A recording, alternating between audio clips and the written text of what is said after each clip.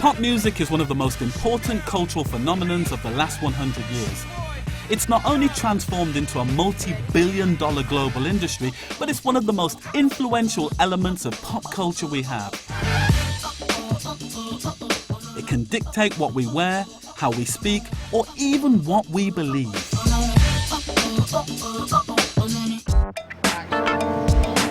My name's Robert Beckford. I'm a Christian theologian and pop music lover. For most of my life, these two traditions have been completely separate. You can't love Jesus and then be into the devil's music. And with Christianity becoming increasingly conservative, the gap is wider than ever. So I set out to find out if it's possible to have a meaningful relationship between these two parts of my life. And incredibly, what I've found is a fascinating tale of 100 years of conflict and crises of faith, starring some of the biggest names in music, from Elvis to Ice Cube, the Beatles to Marilyn Manson. In fact, pop as we know it today wouldn't exist without the influence of religion. Why has some music always been seen as either good or evil? Gospel is pretty much celebrating God, and the blues is, in a way, celebrating the demons and devils of life. If you sell your soul, you can't sell it to God. God won't pay for it. You're the devil in disguise. Why were rock and roll's pioneers torn apart by their faith? They sold their soul to rock and roll, but a part of them still belonged to the church. Well, shake it up, baby, now. Shake it up, baby. What happened when pop and Christianity clashed head-on? I'm not saying that we're better or greater or comparing us with Jesus Christ as a person or God as a thing or whatever it is. You know, I just said what I said and it was wrong.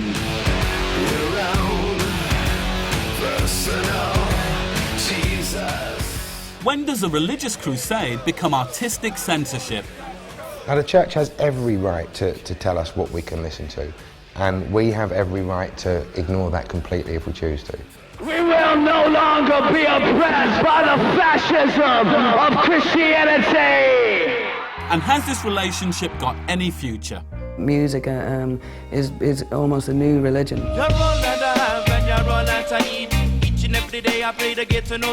It was a necessity for people to have a musical form that would express all their feelings about God. I've come here to America, the home of rock and roll and the birthplace of over 300 denominations of Christianity, to try and unravel this complex relationship between pop and religion. Is music divinely inspired, or has the devil got all the best tunes?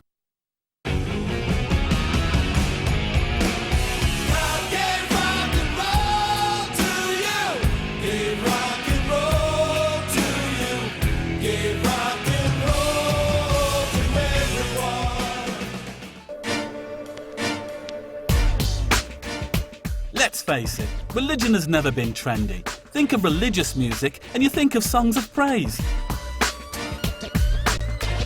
In the achingly hip world of pop, it's just not cool to sing about religion because you could end up alienating your fans. You may be surprised, but there's actually lots of Christianity in the pop music charts. You just wouldn't know it. You see, many of the artists are afraid of the F word. They're frightened of talking about their faith because they know that the trendy marketing people in the music industry, as well as your average music punter, are turned off by artists talking about their religion. Have you come here to play Jesus? To the lepers in your head? There's a difference between, as far as the general pop audience is concerned, an expression of one's own feelings and evangelizing. In other words, a difference between I love you, God, and you must love God. Evangelizing still doesn't cut it commercially. Love is a temple, love the higher law. You ask me to enter, well then you make me crawl. It's a marketing issue as well. If you come out and say, I'm Christian rock, you've immediately sort of told half of the audience that this is not for you. And most of the time, when you speak on your religion, you'll probably end up losing just as many fans as you gain once you tell somebody, you know, what you are and what you're about. I love you, I love you, I love you, I love you. There are some top artists like U2 or Natasha Bedingfield who have a deep-rooted faith but don't seem to have any out-and-out religious content in their songs. But there is one man who's demonstrated that you can put your faith in your music in an explicit way and have mainstream success. The self-confessed savior of hip-hop.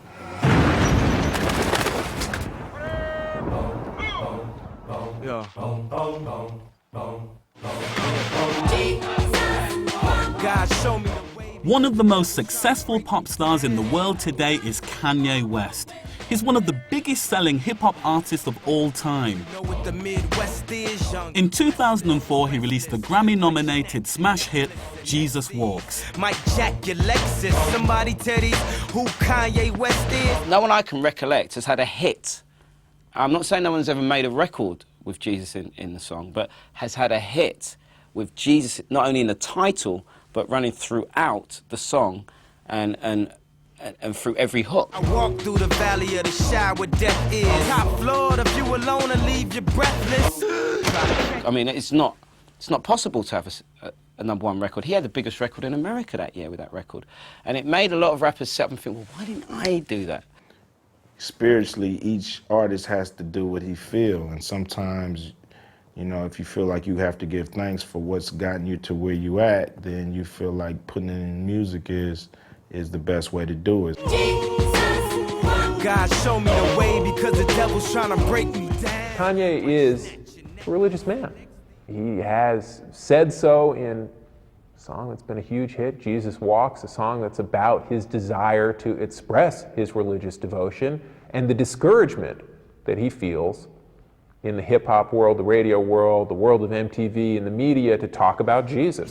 So here go my single, dog. Radio needs this. They say you can rap about anything except for Jesus. That means guns, sex, lies, videotape. But if I talk about God, my record won't get played, huh? They've never seen that model work before. And so their first impulse is to say, you know, can you just sing about chicks and not about your spirituality? And he fought that. To his credit, I think he said, no, this is part of who I am. With Jesus Walks, Kanye managed to give God street cred, showing the music industry that it is possible to get to the top of the charts and stay true to your faith.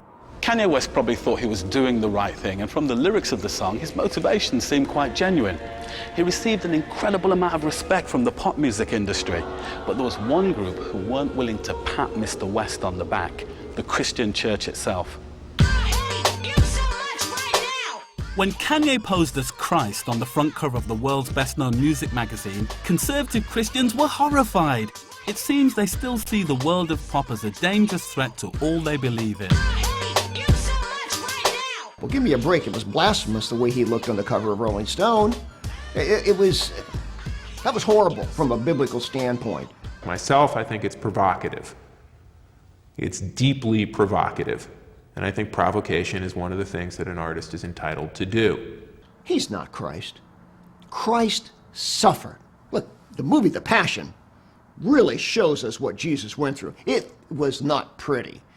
And he did it as an act of self-sacrifice for us, to save us. Kanye West isn't saving anybody.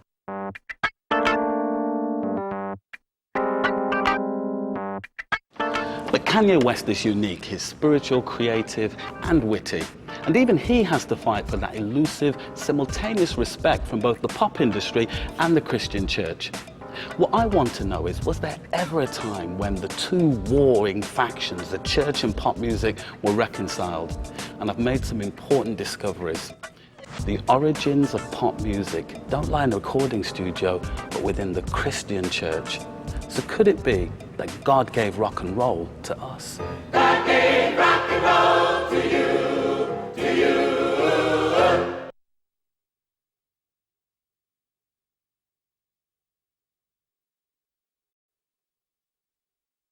God gave rock and roll to you, to you. As a Christian theologian and a pop music lover, I'm interested in reconciling the spiritual and moral world of Christianity with what's perceived to be an immoral and unspiritual pop industry. I decided to begin my journey by getting to the origins of American popular music. And it doesn't start in a pub, club, dance hall or juke joint. but here, in a church. America is a nation formed by immigrants. The original settlers were religious outcasts from the British Isles who brought with them their musical heritage in the form of Christian hymns.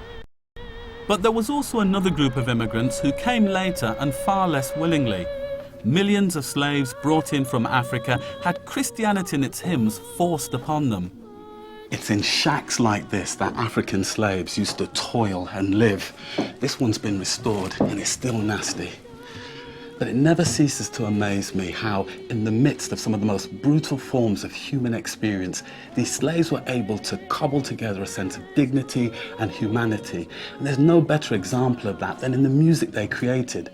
They wove together African rhythms and sensibilities with European hymns to produce one of the most important forms of American music ever created, the spirituals. The spirituals really came directly out of the pain of slavery, out of the pain of for Africans being, ripped from their homes. I'm gonna sing to the spirit. These are the Jubilee Singers at Nashville's Fisk University. The choir has been going since 1866 and has always been the world's most famous exponent of the spirituals. Oh, my Jesus, oh, my Jesus. Fisk was America's first all-black university and where the art of combining African rhythms and Christian hymns was perfected. The Jubilee Singers travelled the world, popularising this godly music, even playing for Queen Victoria. Prior to 1900, America imported its music from Europe. Post-1900, we began to see sort of an American invasion of Europe and American music. The spiritual, eventually blues, will travel to Europe. And it's not really until the Beatles that we find that transformation going the other way again. I got a cross, you got a cross, all about you. With these spirituals being sung around the world, these godly church tunes became America's first form of internationally popular music. But life was also tough amongst the newly freed black population, and singing of their suffering outside of the church led to the birth of one of the most influential forms of pop music in history, known as the blues. I'm going home, oh yes. The blues came mostly after the Civil War from people who grew up on plantations, who worked in the fields. Lord, Lord, brother, come home. And the field holler is not anything but a work song. I remember how it works on the railroad. The guys were driving spikes on the railroad. You would say, take this hammer, and everybody goes, ha! So it all hits at the same time, exact same time. Care to the captain, ha! Tell him I'm gone, Lord, ha! Tell him I'm gone.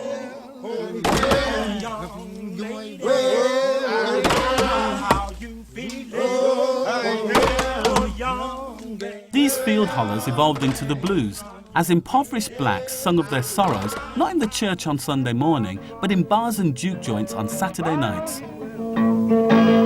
Yes, I've had my fun, tell her to pray for me. This is where it gets really interesting. For the first time, pop music moves outside of the church and divides our story in two. A massive split between religion and pop music happens when the blues hits the back streets. If by singing spirituals in churches you are going to heaven, by singing blues in bars, you are definitely going somewhere else. A lot of the blues is all about getting down and dirty, drinking, having women, boozing it up, because the world's turned its back on you, and so you might as well enjoy the ride. Whatever's happening is happening right now. I'm just stuck here. I'm not going to go to heaven after I get done with drinking all this whiskey and carousing around with all these married women. I'm going to go straight to hell. But hey, I'm going to have a good time while I'm doing it. When the music moves from the churches to the bars, it begins an automatic association between popular music and sinfulness. Now, we know the blues is a complex tradition, but one main part of it is about enjoying the pleasures of this flesh, the women, the booze, the drugs. Now, if you spend all your time singing about sin, it's not a big leap to start worshipping the king of sin. Back in the 1930s, one man decided to see how far he could take it. Early this morning, when you knocked upon my door. Robert Johnson is seen by many as the most influential blues musician who ever lived. Yet at the age of 20, he was known as simply an average blues guitarist until he went away on a trip and shook hands with the devil himself. And I said, hello, Satan, I believe it's time to go. This kid, who had no discernible talent, went away from Robinsonville, Mississippi, in northern Mississippi, where they all lived, went into the heart of the Delta, came back sometime later with a style that was fully formed, playing better than any of the rest of them. Yeah, as you slide down the Mississippi toward Louisiana, the hoodoos start getting deep. I went to the crossroads, fell down on my knees. The myth surrounding how Johnson achieved his genius guitar skills is the stuff of musical legend, as he effectively became the Pete Doherty of the Mississippi Delta and rock and roll's first ever hellraiser, quite literally.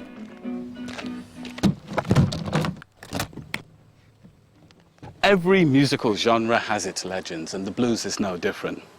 Legend has it that Robert Johnson went to a crossroads at midnight and started playing the blues. And out of nowhere, the devil appears. And the devil says to Robert, if you sell me your soul, I'll make you the best blues player in the world. Now, I'm no blues player. Here's the crossroads, so let's give it a go.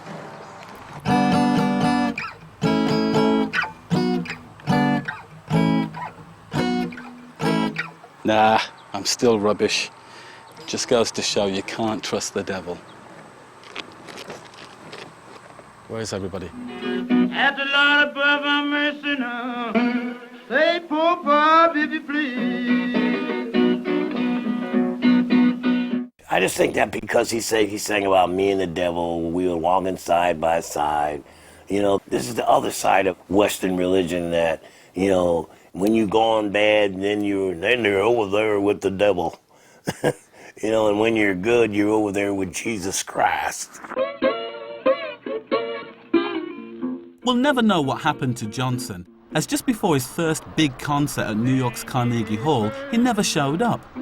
The tale of him selling his soul became the stuff of legend when he was mysteriously found dead a few days later.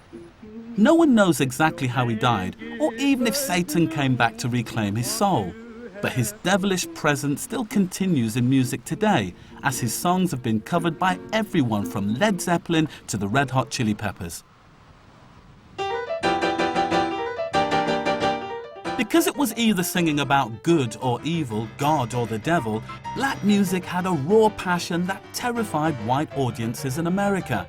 They were listening to something far less threatening. I'm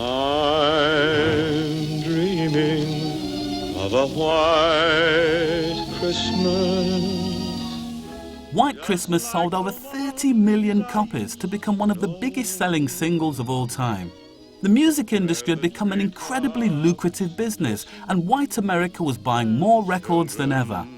Black performers who broke into the mainstream charts in the 1940s tended to be crooners who sung songs from the great American songbook, such as Ella Fitzgerald or Nat King Cole. But the authentic passion of the black church was about to invade the white charts and bring God to the record-buying public for the very first time. Glory, glory, hallelujah. Gospels were really the beginning work of one Thomas A. Dorsey, who originally was a blues singer and a writer of many blues songs. And when he got religion, he changed his writing more toward, you know, religious purposes. But it had a real good swing to it. It swung as hard as the blues and sometimes even harder. Glory, glory, hallelujah.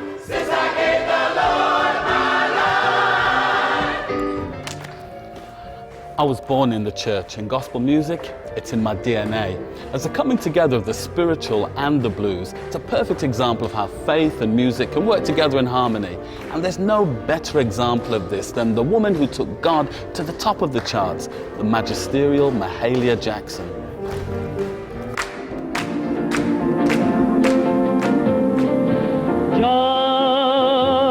Just a closer walk with thee. The great significance of Mahalia Jackson is that she was recorded. That may sound a bit odd, but African Americans were seriously under-recorded for the first 3 decades or so of recording. There was a whole culture there that just wasn't on wax. Although reverential by nature, gospel didn't have to be slow praise music.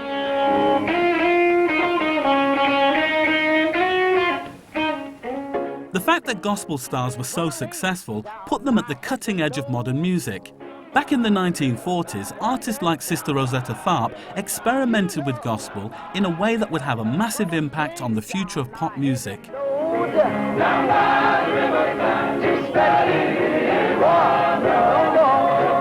But Sister Rosetta basically took pop into spirituals, and so her sound, when you listen to a lot of her records, they sound like they're sort of down and dirty R&B records, but then you listen again and you go, oh, but she's talking about God. Don't you know I want to meet my loving mother? I stand. Yeah, I mean, she's quite remarkable because she's female, she plays a guitar, which is quite amazing. And if you listen to some of her early stuff, it sounds like rock and roll. I mean, if you played it to somebody and said, what year do you think that was recorded? You'd probably say 57, 58, and it's probably like 1942. She's quite a pioneer.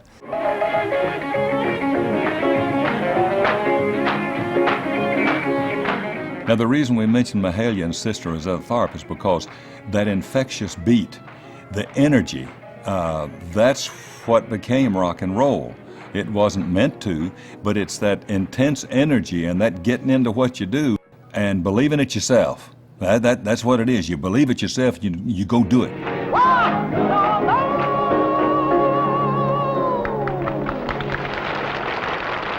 Gospel music is about communicating your faith journey in song. Now, given the trials and tribulations of African American Christians, racism, slavery, civil rights, it's given their music a depth, a passion, a creativity, a dynamism that's unsurpassed. So it's no surprise to me that this spiritual music would become the raw material for the most revolutionary sound in history: rock and roll. 1, 2, 3 o'clock, 4 o'clock, rock. 5, 6, 7 o'clock, 8 o'clock, rock. In the 1950s, an enormous shift in American popular culture took place as rock and roll was born. Its rhythm and beat may have come from gospel, but the lyrics were definitely secular. Teenagers experiencing independence for the very first time didn't want to be preached to. They wanted to hear songs relevant to them, about dancing, girls and boys, and most of all, having fun.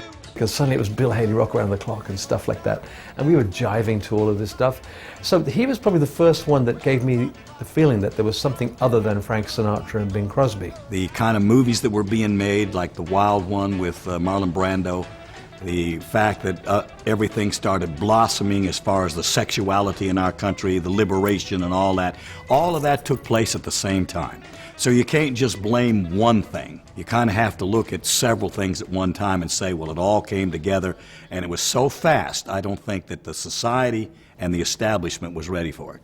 You know, it wasn't just rock and roll, it was a whole sort of shift of the paradigm of the United States at the time, and that was the soundtrack to it. Come on, baby, shake all night long. The songs may have been full of thinly veiled sexuality, but there was one man for whom the sex wasn't just in his lyrics. It was right on stage for everyone to see. You're the devil in disguise, or yes you are, devil in disguise. What was scary about Elvis was he moved on stage. Yeah, all the little girls were going wild and all the boys were wanting to kill him. A little less conversation, a little more action. He gave America sex, and he gave it black people.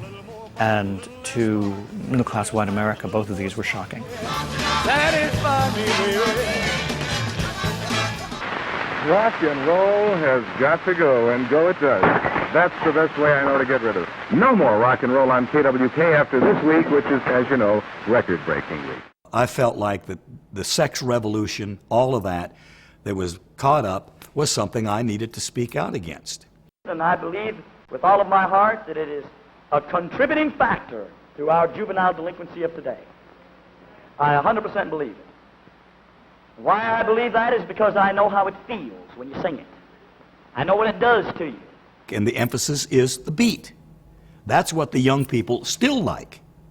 It's the beat. If you talk to the average teenager of today and you ask them what it is about rock and roll music that they like, and the first thing they'll say is the beat, the beat, the beat. Well, in the early days of rock and roll, the infectiousness of the beat, it's hard to understand that today for people who were not there then.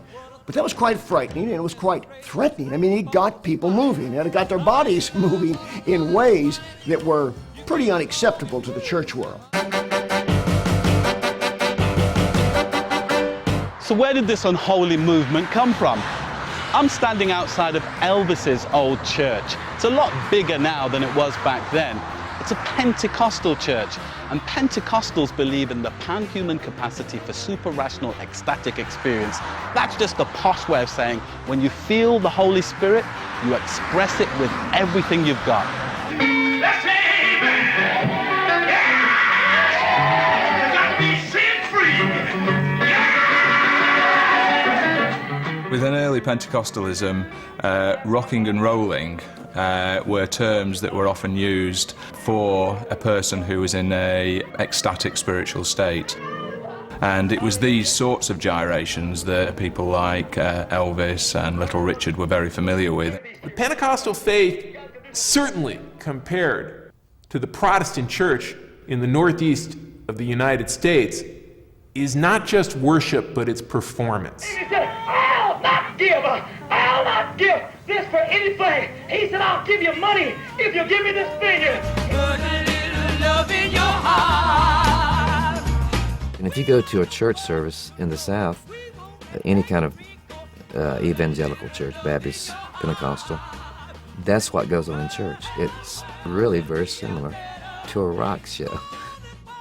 What I find so incredible about the supposed ungodliness of rock and roll is that all the major players in the formation of the most influential pop music of all time were from deeply religious backgrounds. They sold their soul to rock and roll, but a part of them still belonged to the church, and this dichotomy was constantly tearing them apart. Well, most all the country artists and rock and roll artists grew up going to church and singing gospel music, so it was a big part of their lives, and it was a big part of their music. If more proof were needed of how closely linked religion and rock and roll were, then you'd find it here at the world-famous Sun Studio in Memphis, where on December the 4th, 1956, a chance meeting took place between some of the biggest names in the history of rock and roll and gave rise to probably the most famous recording of religious music ever to be caught on tape. Well, this is fun. I like it. Singer Carl Perkins of Blue Suede Shoes fame was recording some new material with the infamous Jerry Lee Lewis on piano. Country legend Johnny Cash, who was also signed to Sun Records, happened to pop into the recording session, but the trio was about to become a quartet of legendary proportions. And then we were just about to finish, and Elvis walked in with a small entourage, and things sort of came to an end, as they usually did when he came in. Softly and tenderly, what are we doing there? Indeed, Carl. With the official session over, the four rock and roll legends started messing around with tunes that they all knew. I once was lost in sin, but Jesus took me in. And they were talking and singing gospel songs and so on. And I remember I stood up and said, I think I'd be remiss if I didn't record this. So I turned on the machine, I hit play and record, walked out in the studio, moved a couple of mics around, and let the tape roll for about an hour and a half. And that was $1 Million Quartet sessions. Blessed Jesus, hold my hand. They didn't just play a few tunes, they sang religious songs unaided for almost 2 hours, and the tapes of this impromptu jam session have become the stuff of rock and roll legend. The irony of this supposedly satanic bunch singing Christian worship music when they thought no one was listening is still not lost today. saving power. Help my people, please. Blessed Jesus, hold my hand. Hold my hand. One thing that you know that they're all going to know is those sort of fundamentalist Christian Bible Belt songs that really would have been their upbringing and would have been, there would not have been a child living in the South in the 50s that wouldn't have been able to sing along to every single one of those songs. Maybe not as well. There will be peace in the valley for me someday. The way in which you see them not simply dwelling on gospel music, but having a knowledge of it, a passion for it, an enthusiasm for it, which is absolutely unquestionable, shows you the extent to which rock and roll was totally misunderstood.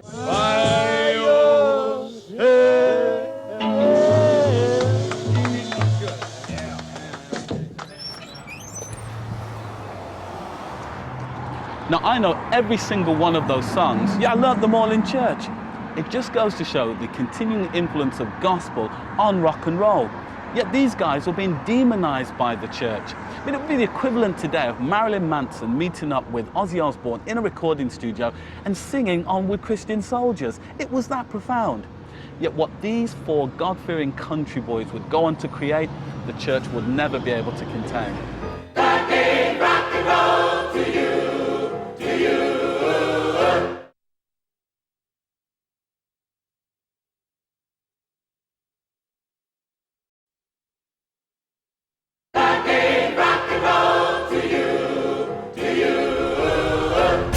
So far, in my search to discover the origins of the relationship between religion and pop music, it's clear that with white Christian America at least, the trouble began in the 1950s with the birth of rock and roll. The all-powerful church didn't like this newly formed pop industry and tried to dismiss it as an immoral fad. But the black church had learned to embrace musical change. They'd given birth to the spirituals and gospel music. As far as they were concerned, as long as you were singing about Jesus and getting people in the spirit, they weren't too worried about the style of music. But what happened if you stopped singing about Jesus? And it's this tension between form and content that gives birth to legendary soul music. Whoa, there was a woman. By the mid-1950s, church attendance was so high that gospel groups were becoming superstars in their own right. And one of the biggest was the Soul Stirrers and their electrifying lead man, Sam Cooke. I think the one thing the Soul Stirrers had that made them stand out was just Sam Cooke's look. He was he was maybe the first ever gospel heartthrob. Said if I could just touch the hem of his garment. Sam came to the Soul Stirrers. He started getting, Soul Stirrers started getting a different brand of a crowd. They started getting young people. The fact that women, who were going into church to get weak at the knees anyway, for the Lord, are getting this extra dollop of fantasticness in the shape of Sam Cooke. Even if he couldn't sing, if he played the tambourine in the Soul Stirrers, people would still be going, have you seen this bloke in the Soul Stirrers? Sam brought sex into the church. And this was something that was not always well accepted by every preacher, but it was something which enormously increased the popularity and the youthful attitude of gospel music. I used to hate to see that guy coming. He was so darn popular. And I always loved the young ladies myself, But when Sam came, it was all over for me, Everybody, all the ladies was around Sam because, he was like a magnet, He would draw people, period, men and women, With the Soul Stirrers, Sam Cooke had reached the height of fame as a gospel singer. He was tempted by the lure of the secular mainstream charts, but was also worried about the reaction of the church he wanted to turn his back on. If a rock and roll singer chooses to sing some gospel, then people think, oh, Elvis, he's probably a Christian, and they'll buy the album. But in the black community, if somebody went the other way, if they were primarily known as a gospel singer and then suddenly did a song that wasn't about God, that was about love or whatever, then, shame upon them. You were really exiled. They did not think that gospel singers should sing what they call the devil's music. Wonderful. Cooke decided to make the controversial leap, but stuck to what he knew best, by simply putting secular lyrics to the Soul Stirrer's most popular gospel hit, Wonderful. He's wonderful.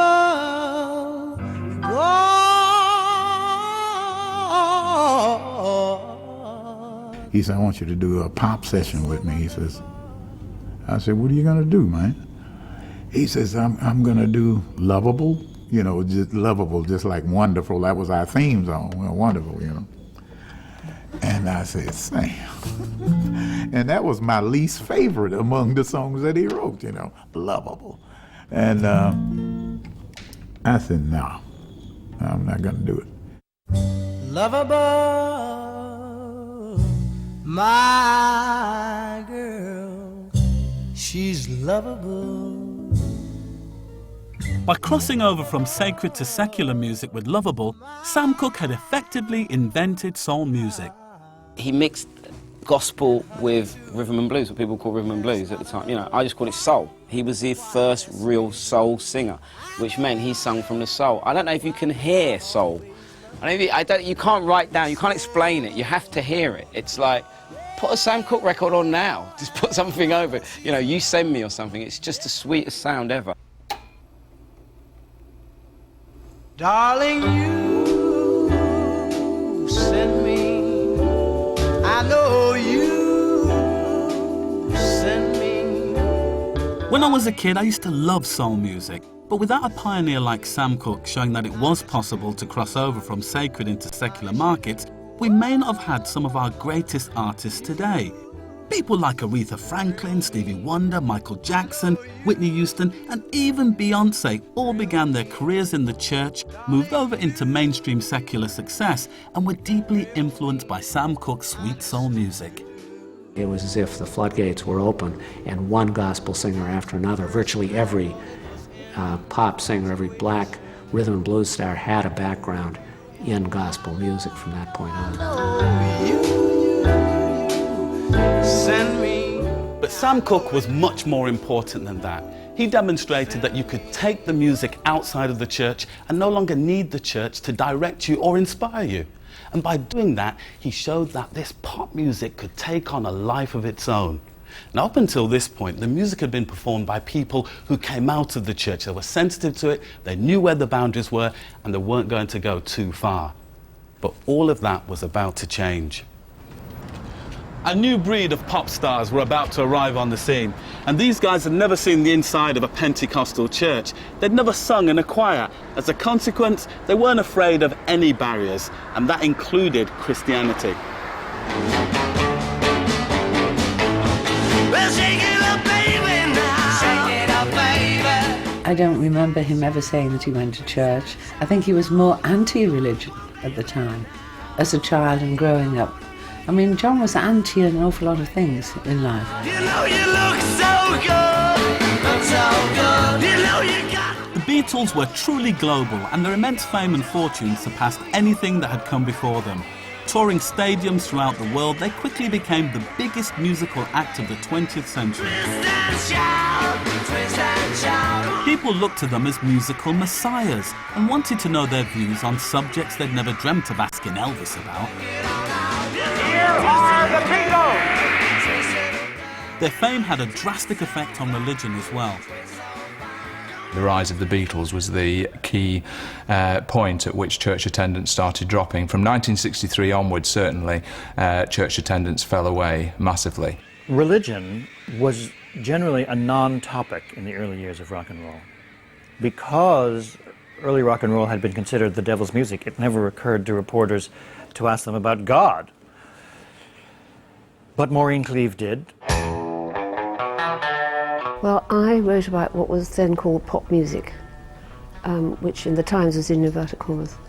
And I hadn't heard anything of the Beatles for some time, and I knew they'd all bought these daft houses in Weybridge, in the stockbroker belt. So I went down to have a look, and I interviewed them all. Paperback writer. The interview she did with John Lennon lasted long into the night, and during the course of the evening, Lennon made an off-the-cuff remark about religion. He said, "Christianity will go, it will vanish and shrink, I needn't argue with that. I'm right, and I would be proved right. We're more popular than Jesus now. I don't know which will go first, rock and roll or Christianity. He said he'd been reading about religion.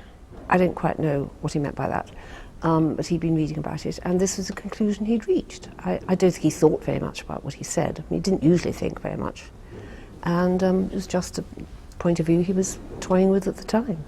He knew what he was saying. Of course, he was bright enough to know that that was going to cause some massive reaction. The comments were published in the London Evening Standard and passed off without notice. But when a teen magazine in the United States published the same story, the devoutly religious American Bible Belt took a very different view. The Christian church and the world of pop were about to do battle, and at stake were the hearts and minds of young people in the Western world.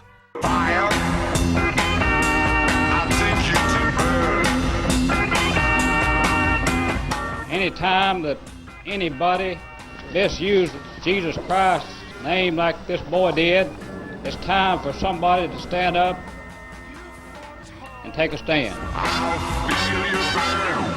What happened in America was absolutely terrifying. You know, we as simple Liverpudlians we'd only just got into that sort of situation of fame and fortune, only ever knew about the Ku Klux Klan through films, you know, and all of a sudden we have the Ku Klux Klan burning their records and planning to annihilate them, and I mean it was really, really terrifying.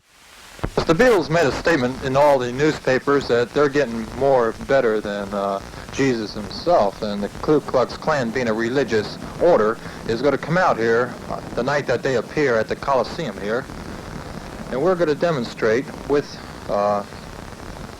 different ways and tactics to stop this performance. The Klan is going to come out here because we're the only organization that will come out and make a stop to these accusations. This is nothing but blasphemy.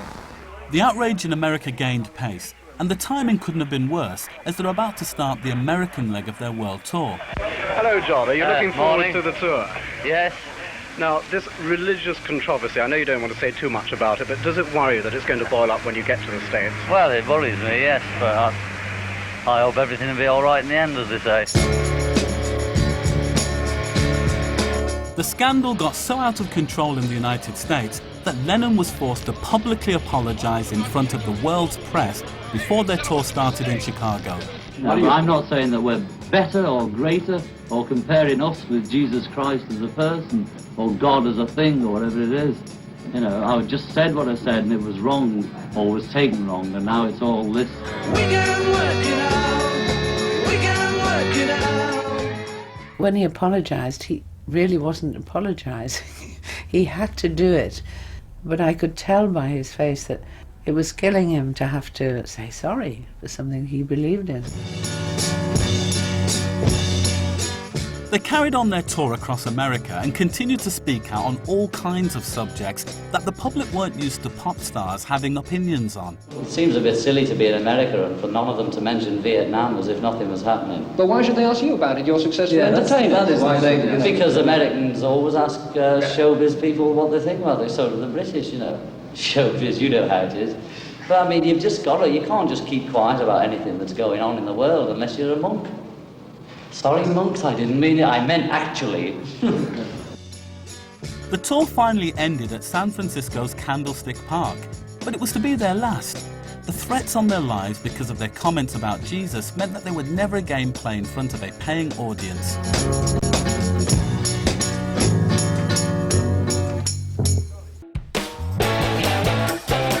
John Lennon received an absolute mauling in the press, yet history would prove him correct. Christianity was becoming less and less important to young people. In fact, music, pop music, was becoming much more central in their lives.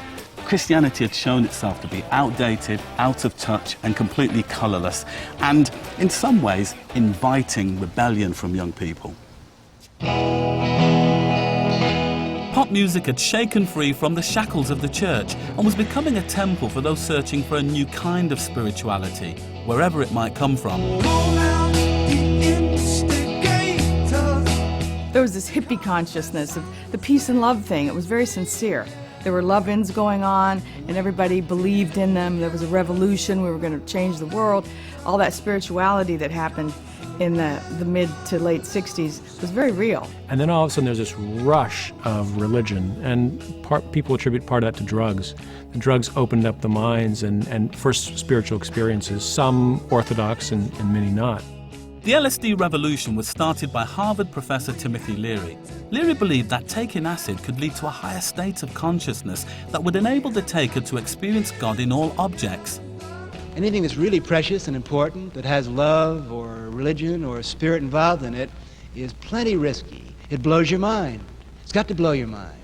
Well, LSD for me was like going to church, to a real church, you know, where you could get in touch with the God inside you and, you know, inside the person you were with, whoever you were with. LSD produces a kind of experience which one scholar has called panenhenic. And panenhenic experiences essentially mean that everything seems as if it is one. And so the sense that you are part of the cosmos and part of everything is a very Eastern idea.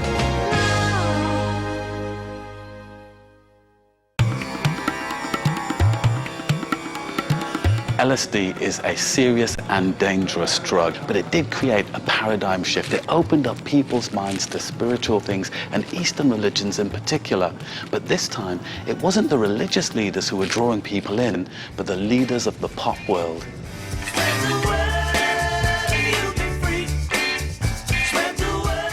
The Beatles were cultural mission control.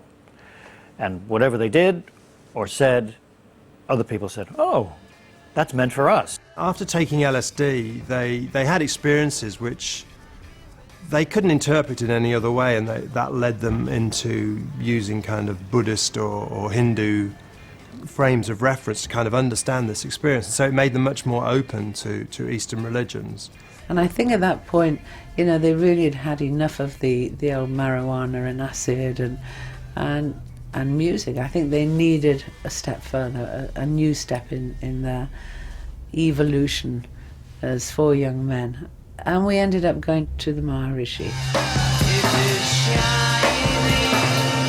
The Beatles were first introduced to Maharishi Mahesh Yogi, the leader of the Transcendental Meditation movement, by George Harrison's wife, Patty. His spiritual teachings promoted inner peace through meditation and chanting, and having experienced the wrath of fundamentalist Christians in America 2 years earlier, they escaped their fame in the West by leading a small group of rock stars on a trip to his ashram in India. We all went there for the same reason, and we turned off everything that we were doing in the West. Can you believe that? No recording, no touring. I mean, we cancelled tours. We actually upset a lot of people by doing it, but we did it for the serious reason of exploring what meditation really meant. And going to India was very, very life-changing for all of us in many ways. It was the cut-off point. It was time to change the reel in the camera and put another film in.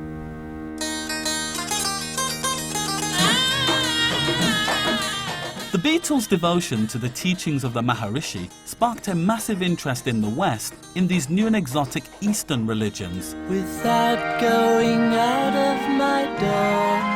When we came back to the West, we'd brought meditation to the West, which had been lost for maybe 1,000 years. And we told the whole world, stop smoking dope, stop taking LSD, try meditation. It's the first time we'd ever heard of a guru. We didn't know what a guru was. I mean, it's a word that most people are familiar with now. We didn't know much about Eastern religion because it wasn't as multicultural a society as it is now. We didn't really know what meditation and yoga were. What the Beatles were doing was taking their public platform and becoming evangelists, if you will, for an Eastern mystical worldview. For George Harrison, the trip to India opened up his mind to Eastern philosophy in a way that would affect him for the rest of his life. He became a Hare Krishna, and his single of praise, My Sweet Lord, went to #1 around the world, paving the way for what would become known as world music to gain acceptance in the West.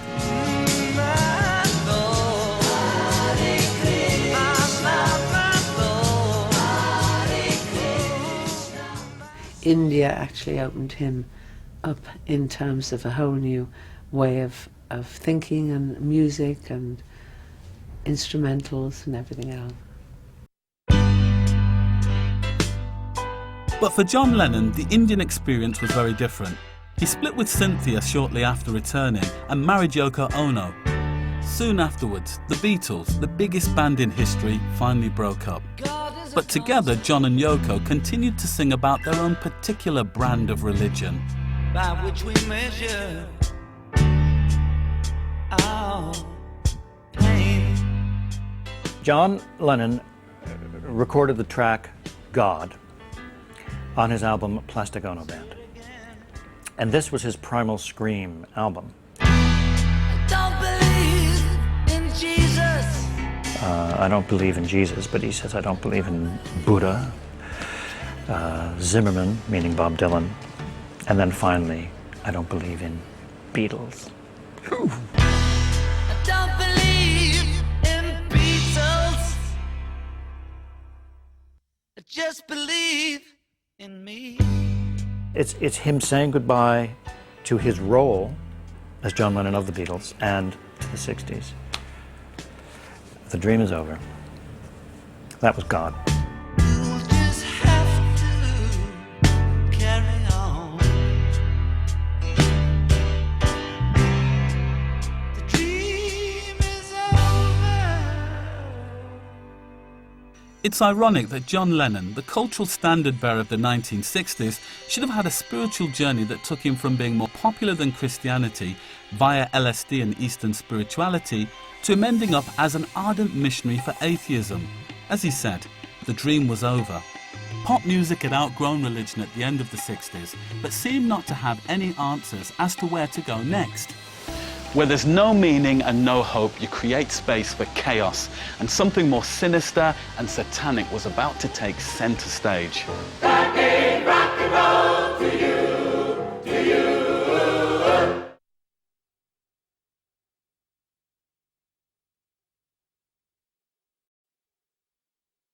That gave rock and roll to you, to you.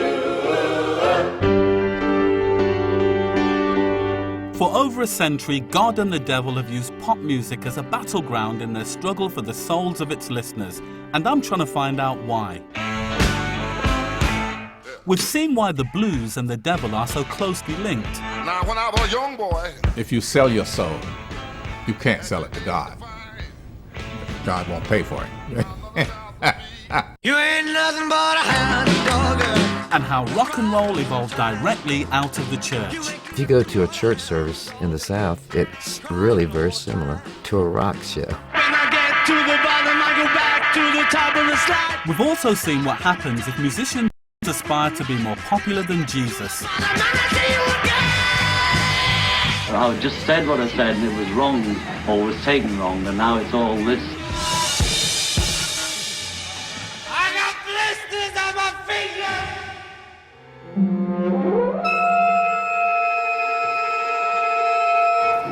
It was clear that by the end of the 1960s, the church had received an incredible battering from pop music. And pop music, it had become a religion in its own right, with its own gods, deities, sacraments, and followers. Pop had encouraged people to experiment with religion, and people had gone in all different kinds of directions. But not since Robert Johnson in the 1930s had anybody dared to knock on Satan's door. In 1968, the Rolling Stones, the antithesis of the squeaky clean Beatles, recorded their iconic track, Sympathy for the Devil. This rant against humanity by Lucifer himself shocked the world of pop. Robert Johnson may have sung about being chased by the devil, but no one had ever dared ask us to give him a break before. Please allow me to introduce myself. I'm a man of wealth and taste. When it came out, it was unbelievably powerful because people felt directly connected to the presence of evil in the world. Pleased to meet you. Hope you guess my name. I've always thought with the Rolling Stones, their origins were in the blues, and in the blues you get more sort of references to the devil. I mean, you get Robert Johnson and this idea of a hellhound on your trail. It wasn't just the Rolling Stones' music that was based on Robert Johnson. His devil-may-care attitude also appealed to these rock stars as they became increasingly wealthy through the profits of pop. Drugs busts, loose women, and wild parties. This is what rock and roll should be about. Just call me Lucifer, 'cause I'm in need of some restraint. Their lifestyle was very excessive, and they were at that time still competing with the Beatles in a way, you know, and they were trying to one-up each other. Mick Jagger even went as far as to be filmed during the legendary rock and roll circus with a drawing of Lucifer emblazoned defiantly across his chest.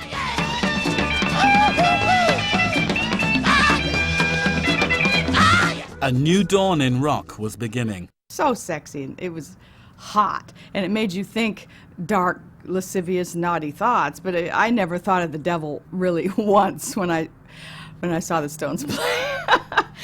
A lot of this stuff was just experimentation. It was mucking about. It was an excuse for, you know, holding seances and playing with Ouija boards and so forth.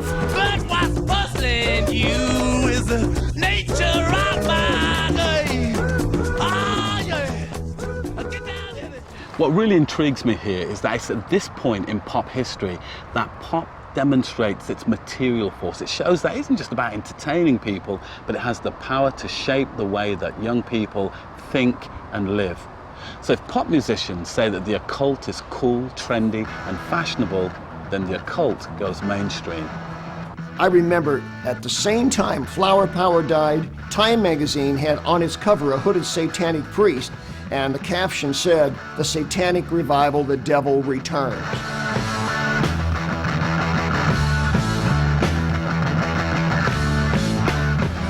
This new religious trend needed a new soundtrack, one that would take popular music in a completely new direction. One that would define the 1970s, defy everything the church stood for, and become Christianity's worst nightmare. Incredibly, once again, it came from an English band who revered Robert Johnson as their musical idol. Hey, yeah, I got something you ought to know. Founded by guitarist Jimmy Page in 1968, Led Zeppelin is one of the most successful and influential groups in the history of popular music, and credited with inventing heavy metal. They were much more reverential of their roots, in particular Robert Johnson, the guy who supposedly sold his soul at the crossroads. They're making the blues into heavy metal. They're turning up the volume, they're turning up the distortion, and the music, you know, the blues already starts as being rather dark, but once you start doing that kind of thing to the instrumentation, it starts sounding even darker. Where Satan may have been just a bit of provocative fun for the Stones, the very core of everything Led Zeppelin stood for was based on the occult teachings of one very scary man.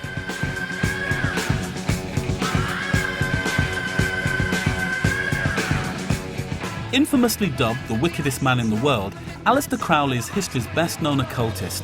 He dedicated his life at the end of the 19th and early 20th century to the study of magic. His particular brand of worship relied heavily on the use of sex and drugs and one central hedonistic philosophy: do what thou wilt shall be the whole of the law. I mean, Crowley is one of the most evil people who ever walked the planet. I mean, the man was actually charged with infanticide. So fascinated was he with Crowley's dictum that Jimmy Page had it inscribed into the vinyl of every copy of Led Zeppelin's third album. I would say that Jimmy Page was definitely influenced by Aleister Crowley's dictum of do what thou wilt shall be the whole of the law. They were defiant. They've always been defiant. If there was a threat that they posed, it was a threat of coming to your town and behaving like some kind of Viking, commando squad, if you will, and essentially enjoying themselves to the nth degree. Led Zeppelin set a new standard in backstage debauchery. There's no two ways about it. And I remember them wheeling in crates of Dom Perignon, stacks of it, excessive beyond belief.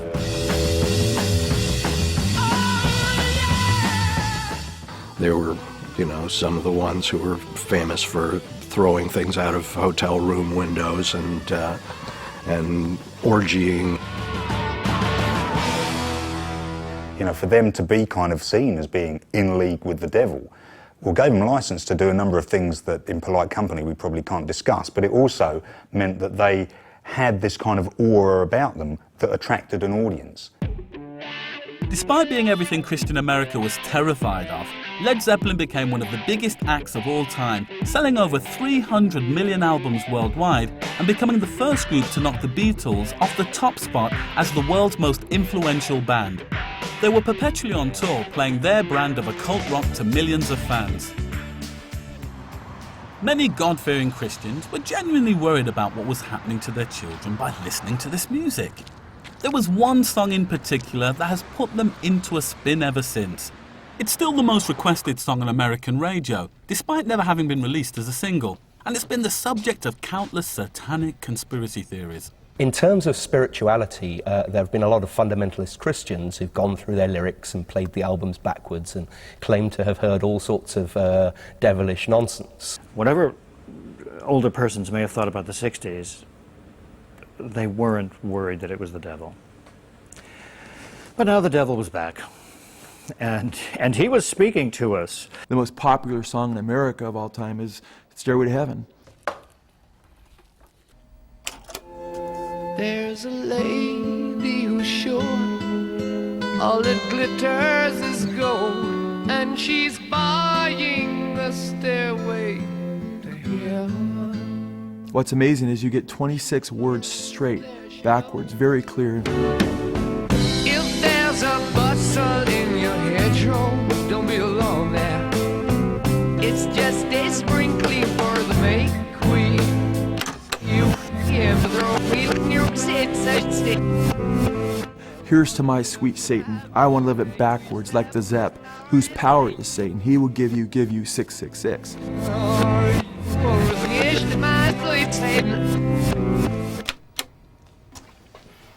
I'm not convinced. There are so many phrases and words in the English language that when you hear them backwards, they sound like Satan. Now, because metal was so big, it meant that the church had to respond, and they created a satanic panic. They saw Satan everywhere and anywhere that they could. And there's a band from my hometown in Birmingham who did the satanic pantomime thing better than anybody else.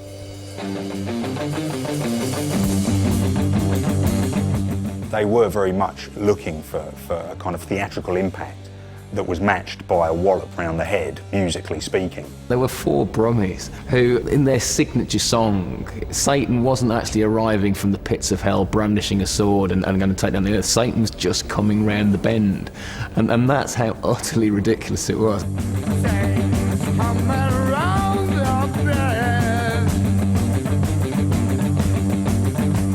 Ozzy's definitive statement is something about the only black magic he knows anything about is chocolates, which might very well be true, but that's how kids wanted to interpret it. And they launched all of these satanic bands whether they liked it or not. Satan rocked throughout the 1970s as heavy metal became the most popular music of the decade. Its pantomime themes inspired legions of bands to become even more ridiculously devilish.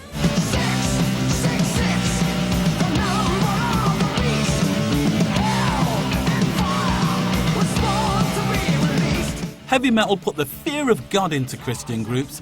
If pop was a reflection of where we were going spiritually, then it looked like Satan was winning. But one radical development in music history would change all of that. Its ungodly influence would cause such outrage that it would force both governments and the church to mount a spiritual comeback.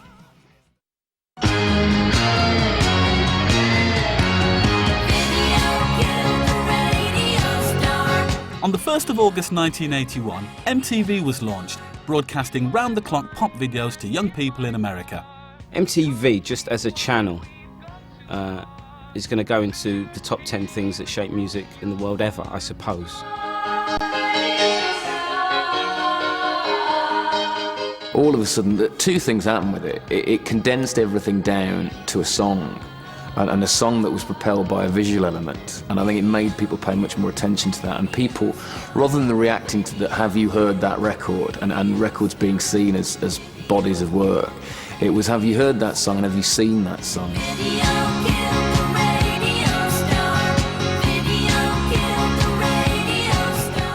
What MTV did was to bring the visual aspects of the demonic images the entertainers had home in an even more powerful way. You weren't just hearing about them, sing about things that were morally unacceptable, they were demonstrating it. MTV went along with everything else in the 80s, which was more, faster, faster, faster, faster. Ronald Reagan had been voted into the White House just 6 months earlier, and he and his wife Nancy immediately set about cleaning up the moral rot that had set into America in the 1970s, and MTV was top of their list. You saw religious people, devout Christians, re-entering the public square, voting en masse, electing a president. Well, in the early 80s, of course, was when we began to take significant stands on the issues of abortion, on issues of drugs, and just social moral disintegration in general that had been taking place as the result of this terrible series of events in pop culture that had been taking place in the 70s. And this was, to us, a real ray of hope. I mean, Reagan was a guy who was going to turn this thing around. I brought along 2 videos, which I believe are representative of the kind of presentation which have caused the furor.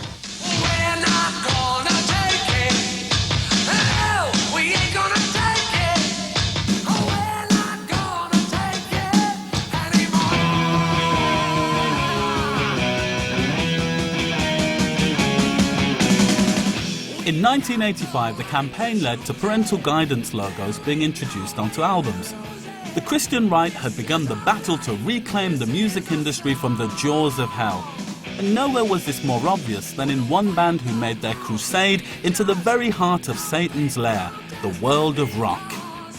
I remember in the 80s, Christianity's answer to the excesses of 80s hair rock and roll and Motley Crue and all these bands like that were the Christian rock band Stryper. If God rules over rock concerts, these must be his missionaries, dressed up like killer bees. They're a rock group called Stryper.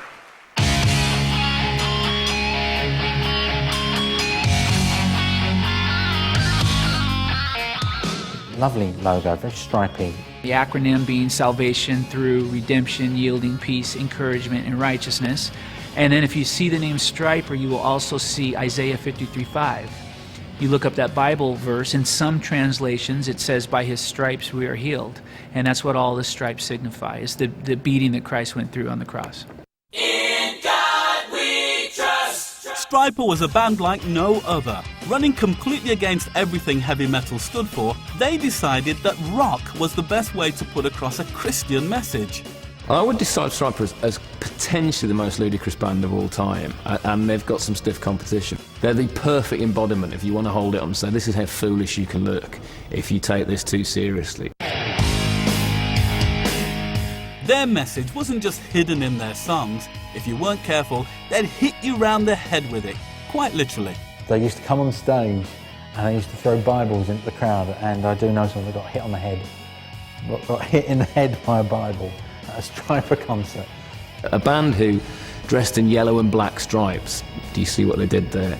And went out throwing Bibles into their audience during their gigs. I don't think anybody outside of a few deluded Americans took them seriously.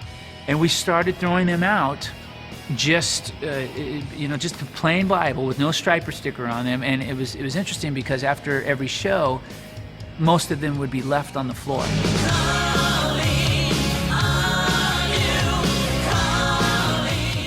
Even Christians weren't sure how to handle these religious rockers.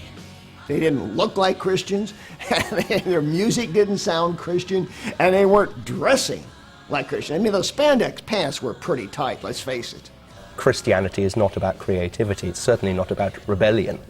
And so the idea of a Christian heavy metal band is a bit of an oxymoron.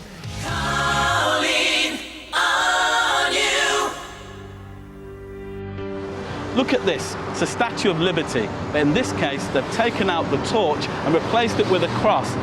Now Nancy and Ronald Reagan may have thought that they'd snatched pop music out of the clutches of Satan, but all they'd done was reaffirm the church's right to sanitize and criticize popular music and bolster fundamentalism. But for the MTV generation, the battle lines were drawn. It was either one nation under God and being submissive to the church, or one nation under a groove and being provocative and rebellious. And there's no better body to rebel against than the fundamentalist church. I gave rock and roll to you, to you.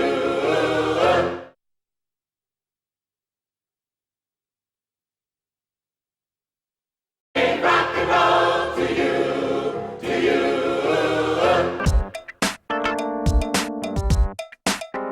Where pop music and religion meet has always fascinated me.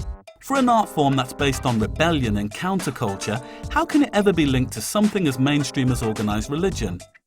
But it's becoming clear to me now that their relationship is much more powerful than I'd previously thought. In the 1980s, right-wing Christian values swept across America. Now these values were good for white people in the suburbs, but were devastating for black people in the inner cities. Faced with poverty, hardship and difficult times, once again they turned to music to vent their frustrations and answer back. Straight out of Compton, crazy mother named Ice Cube. From the gang called niggas with attitudes. When I'm called off, I got a sawed off. Squeeze the trigger and bodies are hauled off. Everywhere in the world, when people are oppressed, they create something of their own. And the heart of hip-hop is coming out of poverty and struggle. So give it up, smooth. Ain't no telling when I'm down for a jack move. Gangster rap was the way that African Americans living in the inner city said that they'd had enough of their oppressed situation at the end of the 1980s.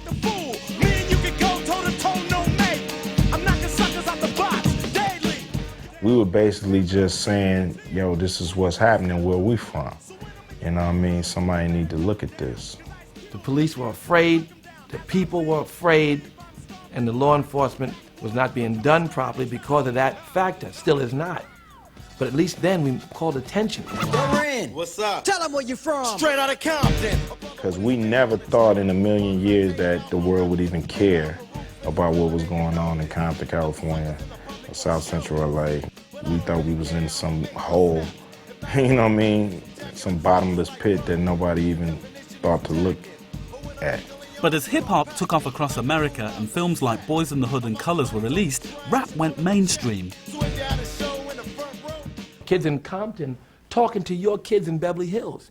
Your kids in Beverly Hills loving those kids in Compton and understanding their struggle and uplifting them. That's not to the parents see. Parents say, oh my God, they're turning into niggas.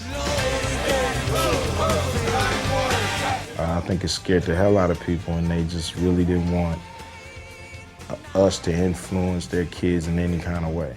But as with the blues 50 years earlier, as soon as this new form of black music took off with white America, radical Christian groups didn't like it one bit. They came out in their droves to campaign against what they saw as immoral music, and they even enlisted Moses to their cause. Die, die, die, pig, die. Police, I know your family's grieving. Catchy little number, isn't it? Hip-hop was already rebelling against what they saw as persecution by the white authorities, and Christianity was seen as the religion of the slave master. They needed their own religion that they could relate to. 1989, the number, another summer. Sound of the funky drummer. Music hit your heart, cause I know you got a soul. Virtually everything I know about Black Power in the 60s, I first heard of through Public Enemy records. Fight the power! Fight the power!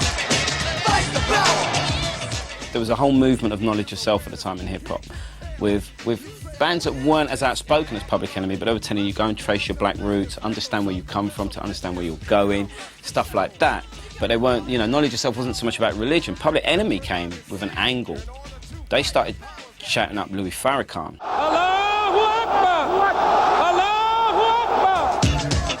Louis Farrakhan is the controversial leader of the Nation of Islam, a religious group whose aim is to restore spiritual pride in African Americans. Well, I think the Nation of Islam has always had those elements of trying to find ways to improve the community, whether it was economic empowerment or just, or trying to get people weaned off drugs. The Nation of Islam is there as a tailor-made religion to help specifically the black men and women deal and cope with America. The Nation of Islam found a willing audience in the hip-hop community. The Minister Farrakhan believed the black community was so screwed up that they needed an additional layer of support to know that they were also God, that all of the goodness of God is in everybody, even them. Minister Farrakhan made his presence known to cats early on, like, yo, my door is open for you all. I'm down with it, or I'm going to have people from the mosque that's down with you all. Very different than the church that was like, this is an embarrassment and we shouldn't be doing that. Public Enemy were one of the first hip-hop artists to openly associate with any religious group and started the link between hip-hop and the Nation of Islam that's still going. I gotta go 'cause I got me a drop top. Current hip-hop stars such as Ice Cube, I can make the ass drop. Nas, and the Wu-Tang Clan are all avowed followers of the Nation of Islam. Rap was such a deeply spiritual experience. And, the black people are just religious anyway. If I rule the world.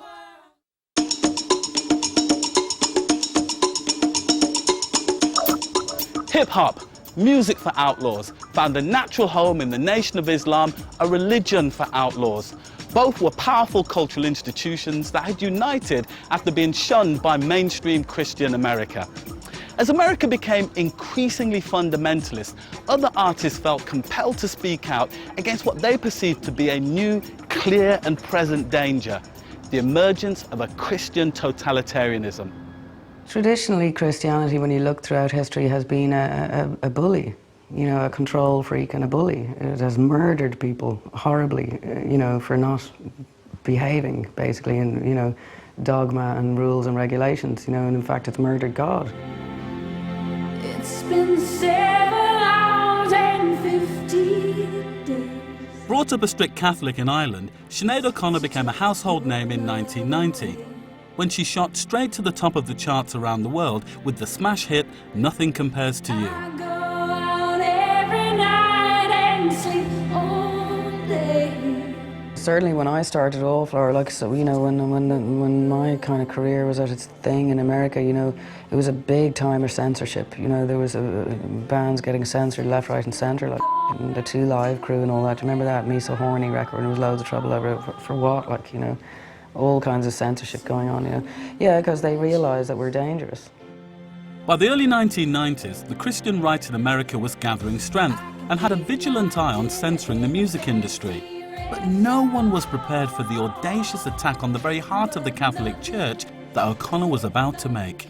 Partly, I was just curious to see what would happen. I was like, I wonder what would actually happen, if you were to do that. Do you know what I mean? To test, sometimes as an artist, you just want to know what would happen if you cut a cow in half and stuck it in formaldehyde. Do you know what I mean? She knew that she wasn't going to come out of that well, but maybe spiritually she did. Children.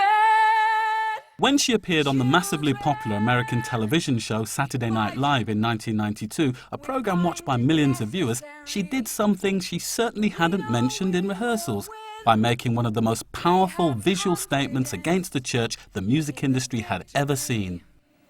Of good over evil.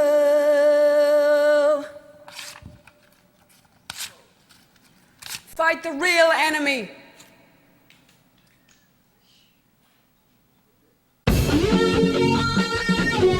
And it was very, very interesting, because obviously, everybody thought I was a lunatic. Yeah, if you want to ensure that no one in America ever buys one of your records again, a pretty good way to go about it is tearing up a picture of the Pope on live TV. I'm a fire starter, twisted fire starter. I don't know why it is that Americans buy steamrollers and roll over copies of people's records when they don't like something they say. On the bitch you hated, filth infatuated.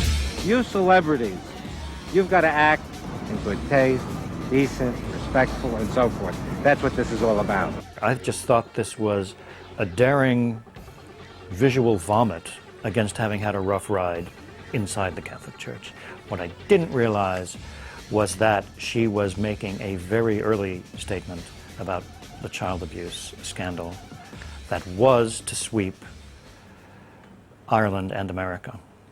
A Catholic priest has been sentenced to 7 years imprisonment at Belfast Crown Court after admitting 13 sexual offences against young boys.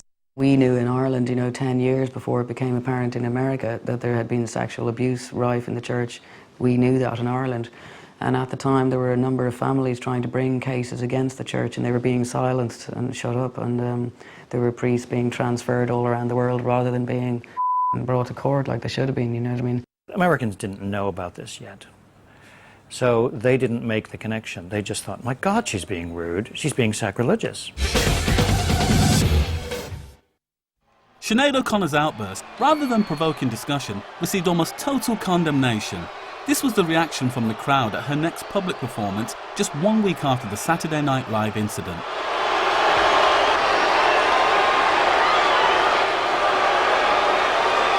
Don't let the bastards get you down. I'm not down. You go for it anytime you want.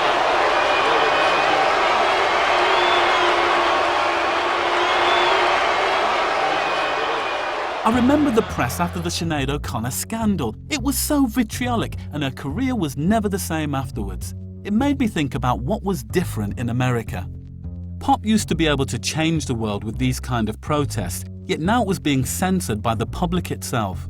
Was this heavy-handed authority that conservative Christianity was imposing on pop culture creating more defined battle lines between religion and freedom of expression? Some terrible events on the other side of the world made me realize this might be the case. I've been watching pop culture, rock and roll, for more than 30 years. I've been a student of it, I've written about it, I've analyzed it, and every time I think it's gotten as bad as it can get, it gets worse. If you want to make a statement against the Christian church, burning it down is a good way to start. In 1992, Norway was rocked by a string of arson attacks on ancient medieval churches, all linked to a new underground music scene known as black metal. When you described the tag black metal, obviously, I don't know if it's so much now, but fascism and devil worship and all that rubbish came into it. I think it was primarily because of all the upheavals at the beginning of the scene in Norway. Well, the Scandinavian black metal scene is a distinctive black metal scene in the sense that it draws heavily on the northern tradition, the northern Norse ideas, the Viking ideas, Viking culture. And so they see Christianity as an occupying force. And so the idea of burning churches is burning the places of worship of an occupying religion. Those churches burning were like a beacon to the rest of the world, like saying, look, this is, we're serious about what we do. And it's still one of the most remarkable periods, for all the wrong reasons, but a remarkable period in music history. You still can't believe that actually happened.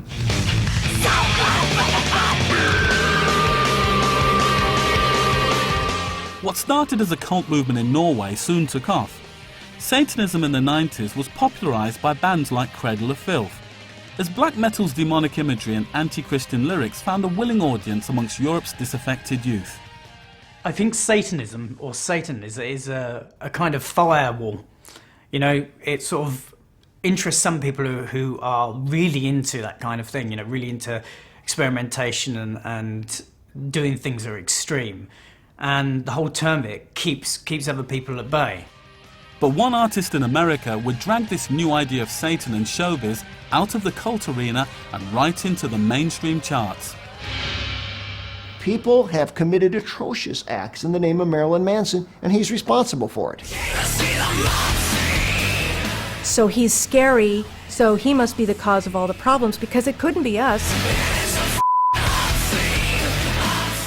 I think it's very unfair to blame a band for something, because you could pick this up from anywhere. You find an easy target and it allows people not to address any of the underlying issues.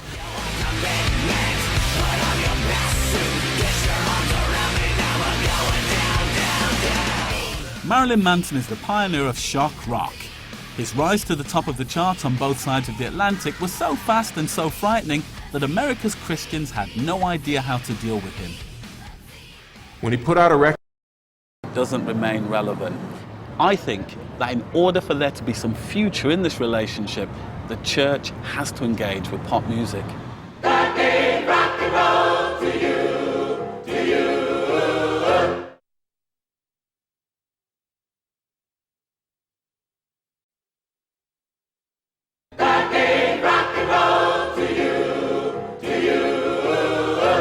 Come on, baby, shake all night long.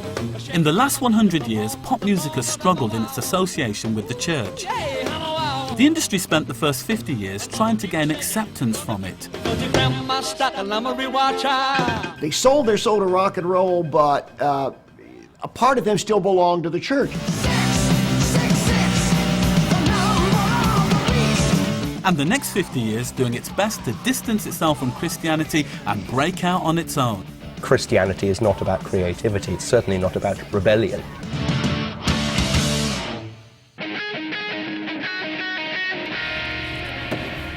So where does this leave the relationship between the pop music industry and the Christian church?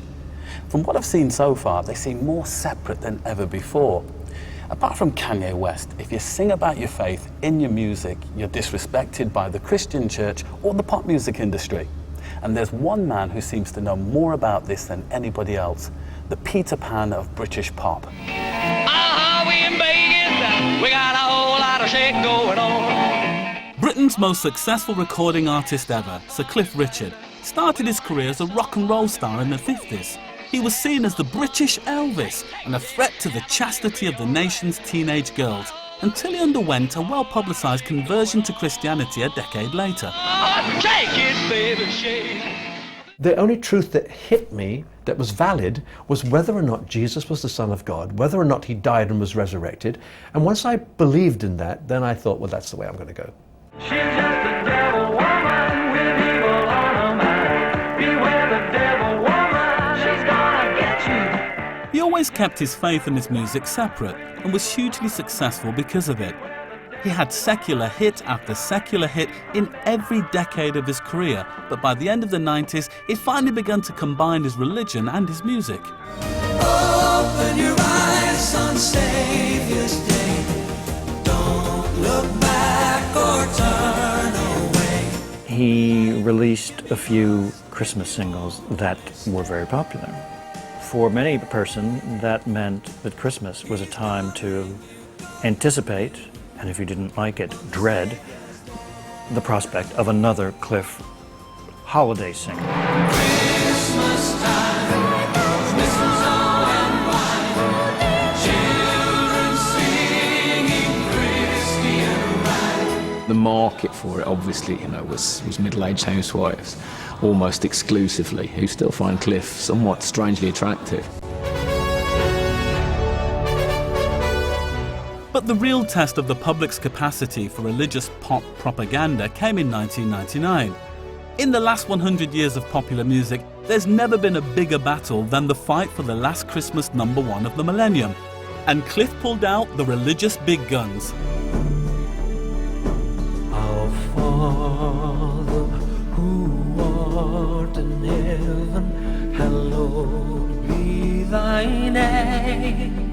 I had already started having difficulty getting airplay, and when I recorded the Millennium Prayer, I just thought, well, I'm just going to compete with maybe a dozen or so records that are bound to come up at the Millennium time. As we forgive each one of those who sins against us. The Millennium Prayer was Cliff's evangelical attempt to celebrate Christian values at the end of the millennium by putting the Lord's Prayer to music in the world's cheapest pop video. The idea of combining the Lord's Prayer with Auld Lang Syne, once you've gotten over the initial novelty, can seem to some people inappropriate.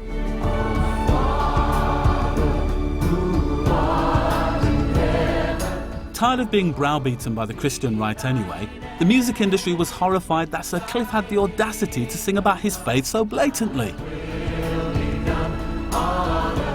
Now brace yourselves, because Sir Cliff Richard has released his Christmas single today, but you may never hear it, because many radio stations are already saying they won't play the Millennium Prayer, and many music critics are saying he'll need a minor miracle to get to #1. I did not declare war, and yet war was declared on me. I don't think we're ever as comfortable with people who are overtly religious, but overtly religious in that sort of twee, Middle England, you know, cucumber sandwiches with the priest way. I found words banned. How dare he do this? You know, it was just horrific. But despite this censorship, when it came round to counting the sales figures, Cliff pulled off his own little Christmas miracle. Now, opinion was divided when this single was first released. Cliff loved it, but not many other people did. However, it did go on to become one of the most successful singles of '99. Over to you, Cliff. I hope you're having a fabulous Christmas, and I wish you all a wonderful millennium with this, my Millennium Prayer. I think Cliff probably got to #1 because a lot of churches told people to go out and buy records, and there might have been people that thought, if I buy 2 or 3, then I'm kind of helping the Lord get to #1 or something. I'm just a recording artist, you know. We can't really change the world, but maybe we can be part of the world as it changes, and maybe we can add a little idea here or there, you know, and that's about all it is as far as I have no jumped up conclusions as to what I can do in the world. And so it remains still a sort of a strange experience for me.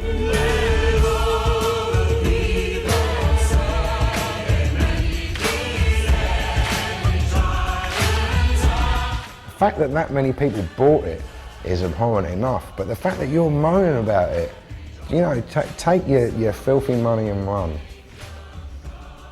In fact, I think, you know, we should now start a campaign to ban it forever, and that's it. Amen. Okay, so Sir Cliff Richard had a #1 hit, but he's got 50 years of fan base behind him buying his records. Hey, if I had 50 years of fan base, I'd be having #1 hits. If the truth be told, if you want to get religion in the charts and have it do well, you've got to have music that people want to listen to and record companies want to sell.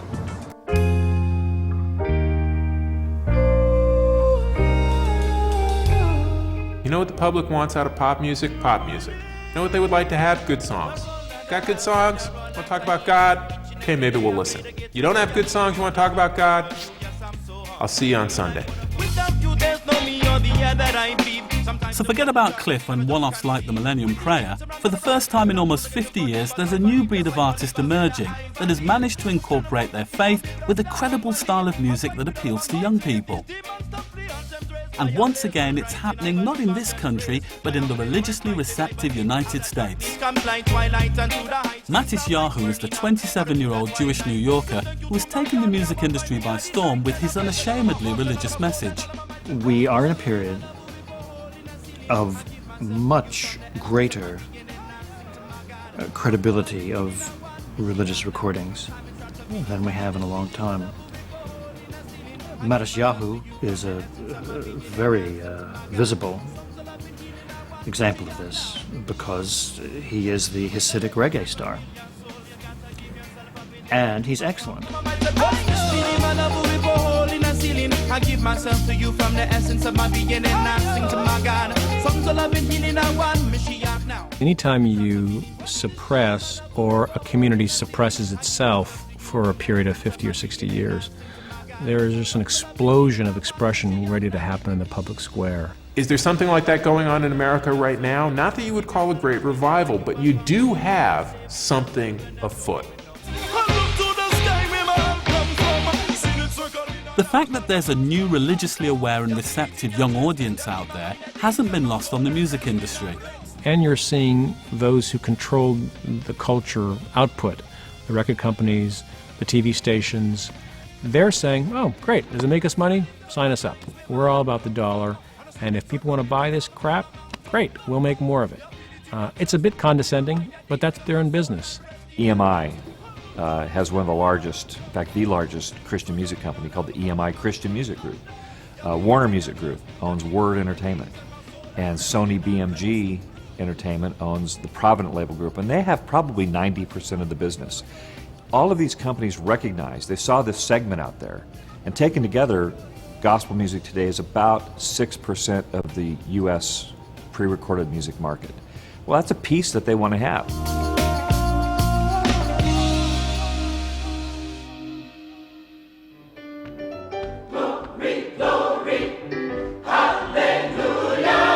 At the start of this journey, I set out to discover if my two passions in life, religion and popular music, could ever be reconciled. What I've found on a personal level, by seeing firsthand how their history has been so intertwined, is that they can, in fact should live together happily side by side. But there's no avoiding the fact that it's also a history littered with conflict. And I'm just one of billions of both pop fans and Christians in the world, and my opinion isn't likely to sway the dedicated followers of either of these institutions.